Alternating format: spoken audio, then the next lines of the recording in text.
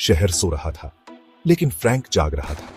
वो सुनसान गलियों में भूत की तरह घूम रहा था। उसके औजार उसके हाथों का हिस्सा थे। ताले खोलने के औजार अंदर के खजाने का वादा कर रहे थे। वो एक चोर था, अपने काम का उस्ताद। लेकिन आज रात कुछ अलग था। आज रात उसे सिर्फ पैसों से ज्यादा की भूख थी। उसे आजादी चाहिए थी। फ्रैंक का पास्ट उसे परेशान कर रहा था। छोटी उम्र में अनाथ होकर उसे संस्थाओं की ठंडी दीवारों में पनाह मिली। वहां उसे सिर्फ कैद मिली, प्यार नहीं। उसने जीना सीखा, किसी पर भरोसा ना करना सीखा। जुर्म उसका रास्ता बन गया, उसकी ढाल उसका श्राप। इसने उसे अपनी शर्तों पर आजादी दी, भले ही वो खतरनाक और थोड़े समय के लिए ही सही। आज रात जब वो एक करप्ट बिजनेसमैन की तिजोरी तोड़ रहा था, उसे एक अजीब सा एहसास हुआ। ये जिंदगी, ये एग्जिस्टेंस अब काफी नहीं थी। उसे कुछ और चाहिए था, कुछ असली, कुछ आजाद। वो अपने पास्ट की जंजीरें तोड़कर रोशनी में आना चाहता था। जेस्सी अंधेरे में एक रोशनी की तरह थी। उसकी मुस्कान उस छोटे से डाइनर को भी रोशन कर देती थी जहां वो काम करती थी। फ्रैंक पहले उसकी वार्मथ की तरफ आकर्षित हुआ, फिर उसकी स्पिरिट ने उसे अपनी ओर खींचा। वो डाइनर में आने लगा। उसकी रूखी पर्सनैलिटी जेस्सी की काइंडनेस से पिघलने लगी। वो उससे अपने दिल की बातें शेयर करने लगा, अपनी जिंदगी के बारे में, अपने अलग फ्यूचर के सपनों के बारे में।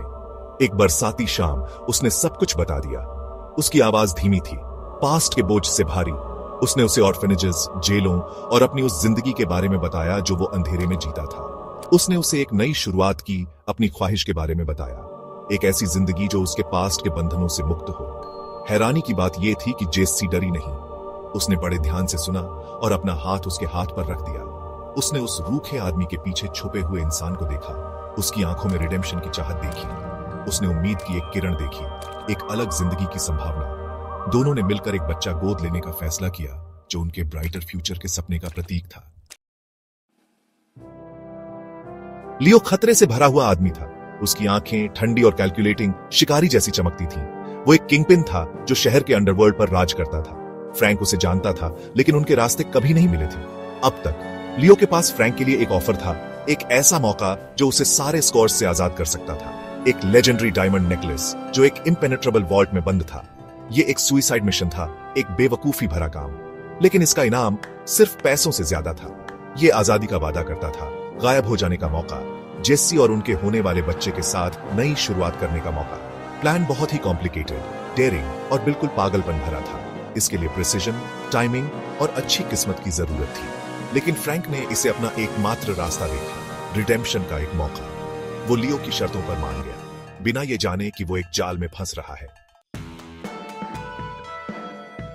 हवा में टेंशन थी, हर सेकंड बहुत धीरे धीरे गुजर रहा था। फ्रैंक रात में एक साए की तरह अपने हुनर से चल रहा था। उसकी टीम, जिसे लियो ने चुना था, परफेक्ट सिंक में काम कर रही थी। वो भूतों की तरह थे, उनके मूवमेंट स्मूथ और साइलेंट थे। वॉल्ट का दरवाजा, एक विशाल लोहे का दैत्य, फ्रैंक की एक्सपर्टीज के आगे झुक गया। अंदर नेकलेस धीमी रोशनी में चमक रहा था, उम्मीद और निराशा का प्रतीक। हाइस्ट फ्लॉलेस था, फ्रैंक के स्किल और प्लानिंग का सबूत। उसने कर दिखाया था, उसने अपनी आजादी हासिल कर ली थी। जब वो भाग रहे थे, एड्रेनलिन उसकी रगों में दौड़ रहा था। फ्रैंक ने खुद को उम्मीद का एक पल दिया।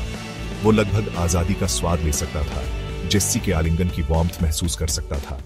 वो बहुत करीब था, फिर भी बहुत दूर।